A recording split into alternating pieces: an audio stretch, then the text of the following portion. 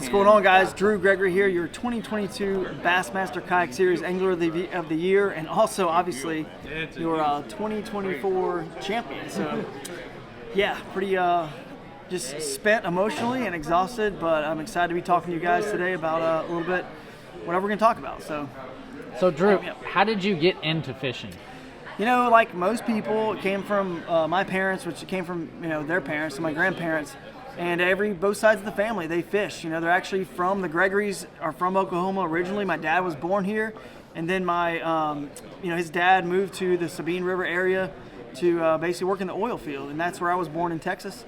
So they obviously living there, fishing is super big in Texas and East Texas. And another set of grandparents retired on Toledo Bend. So obviously they love to fish on both sides of my family, and I kind of picked that up from my parents as a kid. And super thankful for that. It's obviously done a lot for me in my life and kept me out of a lot of trouble. That's awesome. Yeah. So tell me a little bit about like one of your favorite fishing memories growing up. Yeah, man. One of the coolest memories is probably, I don't know, man, which one to share. There's so many good memories, but I would say catching like a 5-pound sheephead in Cow Bayou on the Sabine River, which sometimes you get these species that intermix, with the bass. And I thought I was hung on a log. I literally just was like, oh, I'm stuck. And I handed the rod to my dad, and all of a sudden the line just goes out, and it just cuts his finger. It was just so strong. And I was so proud of that fish, and everyone was like, man, this is true sheephead. So I'll never forget that memory because my grandfather was there, my dad was there, all in the same boat, and we loaded the boat with so many bass that day. You don't catch a lot of big ones on the Sabine, as we know, through the Elite Series. It's kind of like your tough U.S. Open type, setting for a golf tournament or the Masters. It's just super tough, super hard. It's going to be a challenge and a grind, but it's a great fishery, and it definitely provided one of my favorite memories as a kid. So you grew up fishing from the bank or a boat, or? Mostly a lot of wading in creeks and rivers, and then my dad and I did get a little 14-foot John boat that we had a little father-son project. We built a deck on it, carpeted it, made a little front deck. It was cool, turned it into a mini bass boat. So I had that, and then we had a little pond prowler, small pond boat basically, and then also in college I got a 14-foot, believe it or not, a 14-foot fiberglass bass boat. Yeah, they made 14-footers back in the day, and I can't remember what was on the back, like a 50 or 75. It moved. We wakeboarded off of it too. It was fun. But I fished in college a little bit with that because I found it just on the side of the road, basically super cheap, $500, whatever it was. The guy sold it to me, so a little bit of boat fishing, but mostly everything's been wading rivers and creeks, and obviously that's kind of what started my passion for the wild places that kayaks obviously excel, and where I want to go fishing and still fish to this day, even in tournaments, and try to fish. Can't always do it in a tournament, but obviously if the option is there, I'm going to choose it. What was your first experience on a kayak? Like how'd you get into it really? It really came from, it's like the best tool for the job. And so when I graduated college, I moved back home to Georgia, and I'm living with my parents. It was at the height of all this peak social fun and friends, and you can do whatever you want. And now I'm back with my parents. So I needed to get away, and I love my parents, but I needed to get away. So I started fishing the rivers around the area that we grew up fishing, and just kind of went on my own and realized that, man, I wish I could go further. You can only go so far wading. And I just learned how to whitewater kayak in college because I went to school in Cleveland, Tennessee at Lee University, so the Ocoee River is right there. It's a world-class whitewater kayaking. A good friend of mine, Chris Townsend, taught me how to whitewater kayak. So I said to myself, man, I should get a kayak, and joined a website called GeorgiaRiverFishing.com, and had the forums there, and people were starting to use kayaks to fish rivers back in like 2004 is when this was. Not many, but some were, and I was like, this is perfect. And so I got a kayak, a $700 ocean kayak from someplace in town, and the rest is history. Started catching huge fish in all the rivers, standing in the kayak, even though it wasn't really meant for standing, and people were like, dude, what are you doing? You're standing? You can stand and fish? I'm like, yeah, I'm just kind of small and have, I guess, good center of gravity, balance, so they were blown away, and I didn't know it, but I was building a brand for myself, just being this angler that can kayak really well, fish in wild places, catch a lot of big fish while standing, and it's obviously just kept escalating ever since. So speaking of escalating, yes, you just won probably the biggest tournament of your life, I would assume. For sure. I've won AOIs for Hobie, won an AOI for Bassmaster in 2022, won 3 tournaments for Bassmaster in that year. on my way to that AOI, but never have I won the actual championship event. So this right here is, I feel like, I mean, I'm not going to stop fishing tournaments, and I'm not like, you know, any less motivated now, but there's definitely a little bit of like, dude, just the weight off your shoulders. I've come so close to this event before. Even if the standings don't show it, I've had fish on that would have won last year. You know, when Russ and I were sharing water and he won. The year before I had a chance on Russell. I was in like top 3 after day 1, and day 2 they stopped running the water and the generation schedule changed, which is very rare that they would do that. But anyway, that kind of got me there, and I was 4th in Possum Kingdom the year we were there on that lake. So I've been very close, but never have won it, and I just can't believe that the strategy, the plan, everything that I knew I was going to do from the moment that the word kill came out, when they said Tenkiller, I knew where I was going, what I was doing.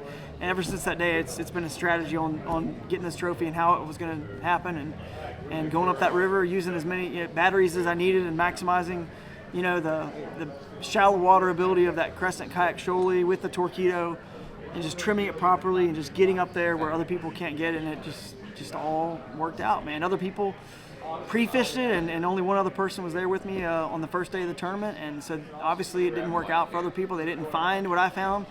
And man, I'm just surprised to see only 2 people there, and I was like, okay, now it's kind of like on me. I know I can do it. It's kind of on me now. Got to execute, and I didn't execute good on day 2. I lost 3 big ones, but I obviously executed enough, so can't complain. Awesome. So was this your first time on Tenkiller, or you First have time, history? yeah, first time, man. I love it, and technically, I don't think I've ever been on Tenkiller. I've only fished the Illinois River, and that was I launched at the very, very northernmost launch, and you could call it the Tenkiller Lake or Illinois River, but it's all the same thing. I mean, it's all connected, free flowing, the fish move in and out. So I'm almost just making a joke of that. Like, I've never really fished the lake, you know what I mean? I've just fished the river, and that's all I did. It was all my chips were in on that strategy. I just said all in, win or lose. I'm gonna have fun. I'm not gonna be out there battling the wind and waves. I don't have LiveScope.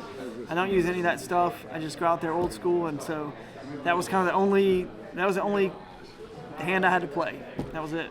So that's awesome. So that was kind of one thing I've been watching this week was LiveScope's been blowing up. It's kind of, you've got your anti-guys, you've got your guys that are all for it, and I'm kind of somewhere in between of, I think there could be limits set or something. Yeah, right. But you went and proved that you don't have to have it to win. Yeah, you don't have to have it to win, but obviously the majority of the top anglers are using it in the bass boat world and the kayak world too.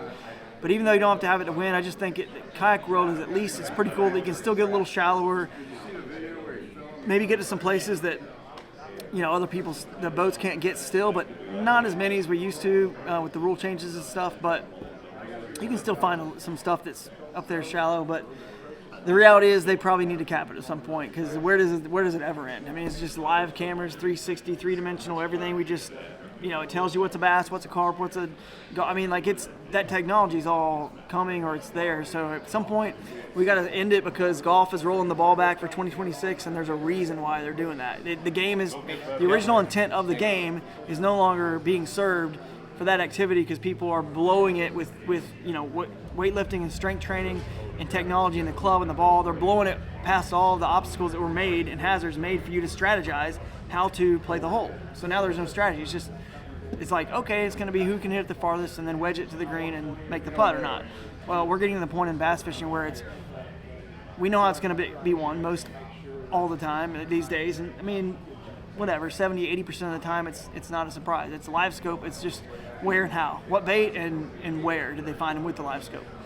To me, it's like taking the pass out of football. If you take the pass away, every play's a run play. The sport's just boring. I would rather us see the sport become more like the UFC, where it's got all kinds of different fighters, Muay Thai, kickboxing, boxer, wrestler, jiu-jitsu, and then let's all battle it out and see, you know, and just have more inclusivity and diversity in our sport and celebrate it, rather than you got to have all this and spend all this money to even have a shot. Because how does that kid that's just walking the bank, that didn't come from a lot of money catching fish, how does he ever end up here at the elite level? If we're taking the sport closer to F1 racing or polo or some crazy expensive sport, as opposed to soccer, which is the most successful sport in the world, it's just a ball, and a kid can get good practicing in the field, playing at school, and those skills will translate right onto a field. So we got to stop it somewhere. And you know, I'm all for it. I think it's cool. I think it's exciting. If that's what helps get people out there and it helps us catch more fish, which actually ends up making our lives more entertaining because we're catching more and bigger fish, that's awesome. It's more like, my issue isn't even with LiveScope. It's more, I think it's cool, and like I said, but it's more, why don't we allow some of the stuff like tunnel holes and less than a 250 or whatever the minimum is, 150, less than a 150, or shorter boats, or why don't we allow a little stand for you know, sight fishing? We outlaw. Why don't we allow jet drives? Why don't we allow the A-rig? Why are these things that are combined all together aren't as powerful as LiveScope? Why aren't those allowed? Why can't we bring those back to at least help our live streams be, oh, this guy's LiveScope and this guy's maybe back here doing something real shallow and got up in a river or a place that he couldn't get now with the rules where they are. So I think that would create some new cool diversity, and everyone can have their cake and eat it too, you know? Yeah, that's awesome. Sorry to go on that tangent, but that's like my take on it. Yeah, no, I like it. That's kind of where I'm at. You know, you brought up like F1 and stuff, and I was talking to my wife about it this morning about, you know, like NASCAR and racing, they have different tier levels. Like, you know, you've got the $1 million car, and then my buddy's just getting into racing again, and he's got a car that's like $10,000, but he's not going to race the guys that are paying $1 million for their stuff. And so you, like you said, you know, you've got everybody who's got their stuff, and I do. It's tough, man. It is tough to get, for us, like, how do you get there if you don't come from money? Like, oh yeah, I know a cut lawn's worked for it, but bro, I mean, $80,000, $90,000, $100,000 boat, plus all the electronics, plus all the, like, how are you really, that's not realistic anymore. No. That's not, guys, it's not. So, anyway, we'll see, I guess, how the sport shakes out. I know Bassmaster and all the leagues are doing a great job at seeing what happens this year and then make a call on that.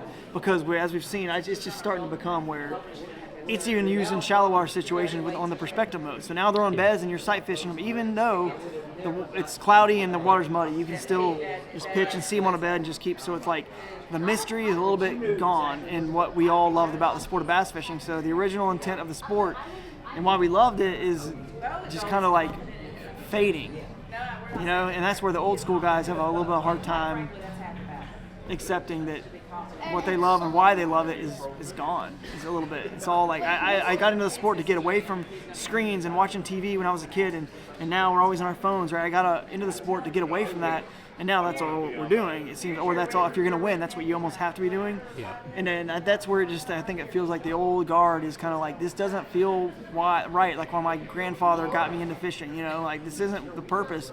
Just get out in God's creation, see nature, and you know the you know, animals. It's just, that's what it was, man, and that's kind of like gone when, you know, you're just down looking at the screen the whole time. But you know, cool for the people that love it, and I'm excited. I don't want it to stay, but restricted at some point for sure. Absolutely. So you mentioned God, and I heard you in your acceptance speech talk about your faith too.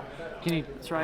How'd that come about? And that I mean, so my dad's a minister. So obviously I grew up in a Christian home, but a cool story for me, I think what's cool to share is that, like, you know, I mean, once you truly like understand, like, and realize, you know, God's plan, and like kind of see that for your life, and how much, like, even some of the worst things that happened in my life turned out, you know, that they were the best things. Like when I lost a job, and I thought I was going to be there forever, and I was in my dream job, dream home kind of thing, and then next thing you know, I lose it, and then where do I go now, right? Well, it caused me to move to middle of nowhere, South Carolina, take a job there. It was nothing to do but fish. I just fished all the time, and it kind of like grew my brand to where I could end up fishing for a living. So if I didn't lose that job, I'm still there working at that university as a director of campus. I didn't lose it. It was an interim job, but everyone assumed I was going to get the full-time position when it came available.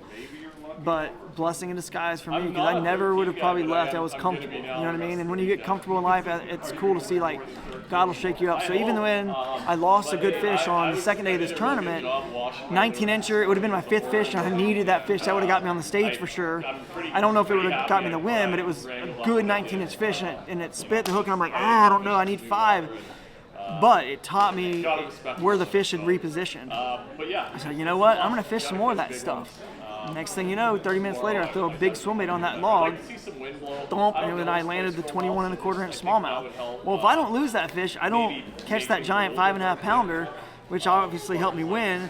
So, like, in moments in your life when you struggle and things are tough, and you can rely on your faith and realize that, you know what, though, the bigger picture, God's got a bigger plan in your life. So I just leaned back on all the experience, and said, you know what, okay, I lost it, but that showed me something, and I was confident that it was going to lead me to the next catch, and it did. It was really cool. So it's just something. It's just a weight off your shoulders, knowing that, like, man, God loves you, He cares for you, He wants the best for you. So I guess ever since, like when I kind of realized that, I didn't have to go down some deep, dark path and hit some crazy rock bottom that some people have had to hit, and to search for, for their faith and search for God in this world. And but I just, when you get it, man, and it's been a pretty cool ride, and I'm glad to share my faith with people that are interested and want to hear about it, because when you really think about it, dude, this world's a crazy place. We're on a round ball, and there's so many galaxies and stars out there, and somehow there's enough just perfect temperature, perfect everything, dude. It doesn't make any sense that we are here. Not a coincidence. Yeah, nothing is random about that. That is not. It's. Wait, do you think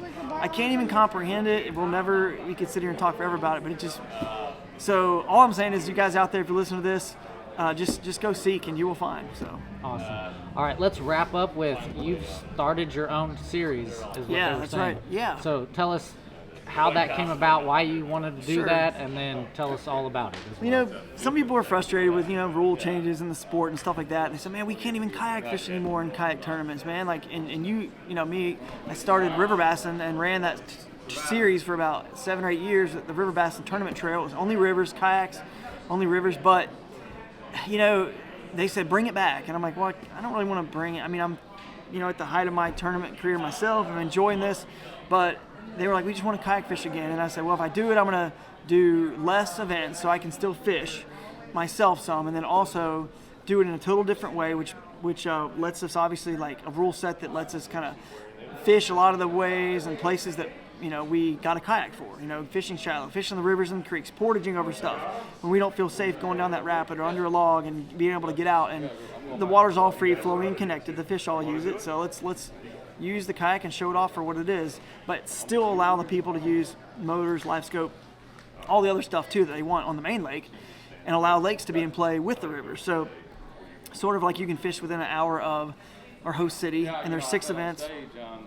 KayakAdventureSeries.com. You can get all the information about the events, but it's the coolest part is that the results are held in theaters, these cool like historic theaters with the marquees and the lights. So we all get it to go inside, stadium seating, AC. We get to watch videos of the catches from that day, right there on the big screen. I mean, it's pretty cool concept. And GoPro is headline sponsor of the whole thing. I've been with GoPro for a long time, and they love the concept. It encourages people to film themselves.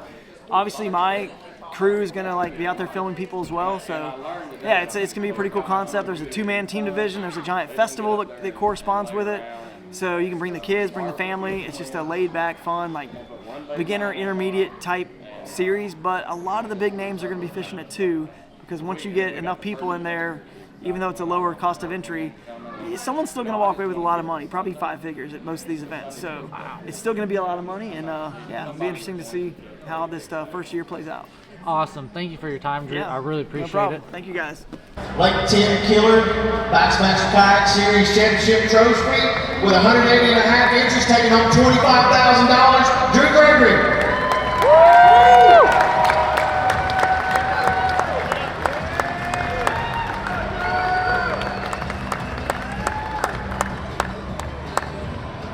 Drew, I'm going to let you talk for a minute.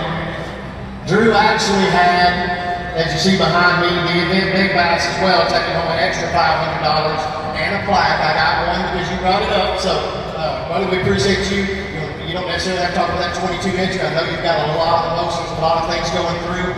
He as well has a wonderful support system at home, and growing us together. He runs his own tournament series, Kayak Adventure Series, that's starting off this year. We have several other good tournament series across the country. The Hobie Bass Open Series, the Kayak Bass Adventure Series. We want you to fish everything that you can. Get out on the water, bring somebody else with you, work on your mental health and stability, and you'll be better for it. So, Drew, you're an amazing ambassador, an even harsher competitor. We appreciate you and all that you do in the sport, bringing awareness, because you just do your own thing, and most of the time it's the right thing. You do so well on social media to promote our sport, so we'll let you talk about your weekend.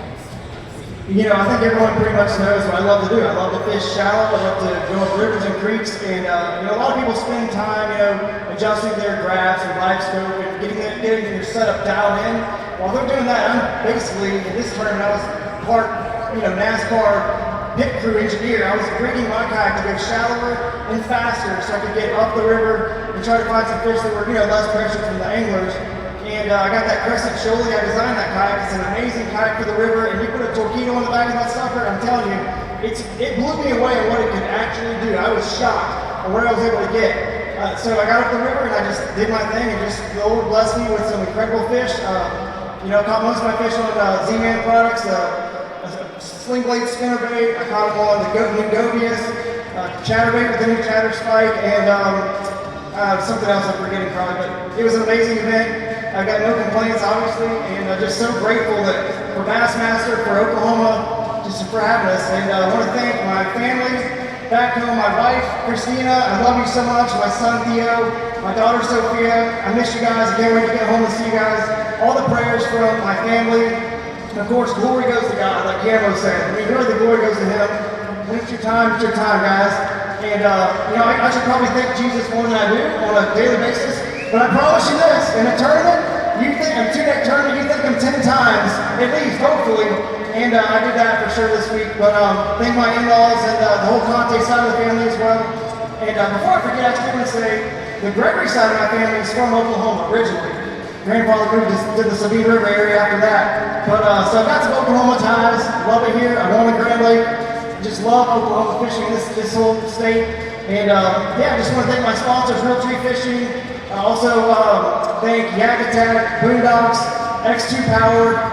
Gosh, there's so many, and I promise you, you know, you tap into LiveScope now on the live streams, and you can see what the anglers are seeing. You guys should start tapping into heart monitors on us on stage, because you can see some action right here on the screen, I promise you that. So I'm forgetting somebody out there, but I just want to thank everybody for all the support, all my friends and family, and all the texts as well. And thank Steve, and thank Attorney X. It's the best platform out there. It's an incredible platform. We use that on the entire Bassmaster Kayak Series. So if you want to be on this stage, we've only had one event this year, right? You need to come fish the Bassmaster Kayak Series. Most of the events are still to come, so you can get here too. It's a lot cheaper than, you know, the basketball routes. You can get on the stage and maybe work your way up one day like Christine's doing. So thanks for everything, guys. Drew, we appreciate you. God bless you. Be safe getting home. Everybody, here's your champion, Drew Gregory.